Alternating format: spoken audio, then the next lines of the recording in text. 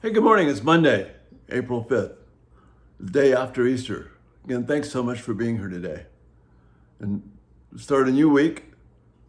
And what we do on Mondays is we talk about worldview most Mondays, and we're going to do that this morning. But this morning, worldview is going to be, Lord willing, intensely personal.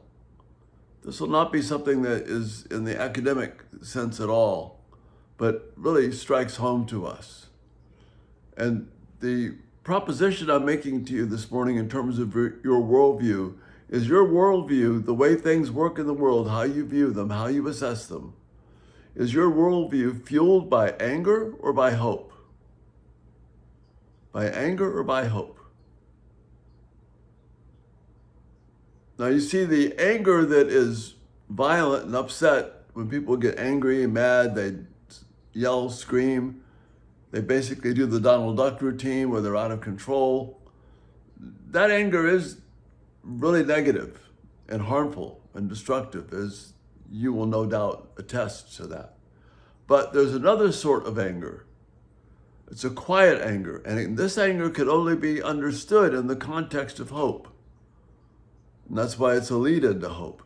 And this is the anger when things aren't going well and we believe that it's wrong, but it stays inside, and it produces this unsettled, seething type of response.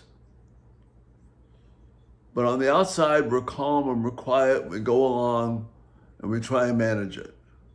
But you see, that anger really is an anger at God. It's not an anger at another person, it's not an anger at circumstances. It's an anger that says, I don't like this, this is wrong. Many times people who are caught up in the vicious cycle of abuse suffer from this kind of anger because they don't think they have any options. And if you're in an abusive situation, I would encourage you to go to the authorities, get help. Don't stop until someone does help you. Don't stay under that abusive reign. But for so many of us, the anger that we feel is we're just unhappy. And that unhappiness stems from being unhappy with God. So we don't want to return good for evil. We don't want to encourage someone when someone's not kind to us. We want to feel sorry for ourselves. Got a good friend who's got a statement along the lines of, we want to plan our own personal pity party. But you see, what that really is saying is you're not happy with the way that God does things. You're not happy with his world. And you think that you're unfairly treated. But you see, hope comes from the contrast with that kind of anger, which is all internalized and leaves us with discouragement and doubt and self-pity. Rather, we want to embrace hope that God is there even in the midst of things that make us angry and upset. Even in injustice, God is there. He always is there giving us a way to honor him. This is why Paul says that we can share in the fellowship of the sufferings of God and the sufferings of Christ. This is not some plaque on the wall, anecdotal cliche. Christ was anything but passive. He was aggressive in everything he did.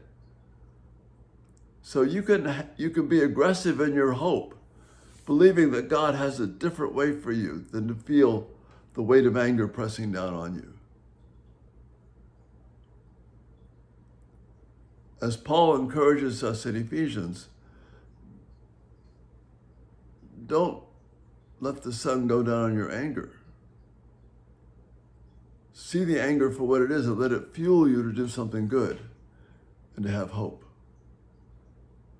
So even when someone is treating you unfairly, a brother or a sister, an employee or an employer, a friend, maybe a spouse, you don't have to respond with being hurt or just this seething anger. Rather, you can respond in hope because Jesus is our example. He trusted in God. He honored God. He was a model for us in the fruit of the Spirit. He was kind when others were unkind. Hope gives us energy. Hope is not just a mirage that maybe someday I'll find it. Hope is a tangible reality that I can grasp now that will encourage me to take action, that will encourage me to love, that will encourage me to run to Christ. If I run to Christ, He will give me refuge. He will be my rest, my strength. So this morning, your worldview. Are you dominated by anger?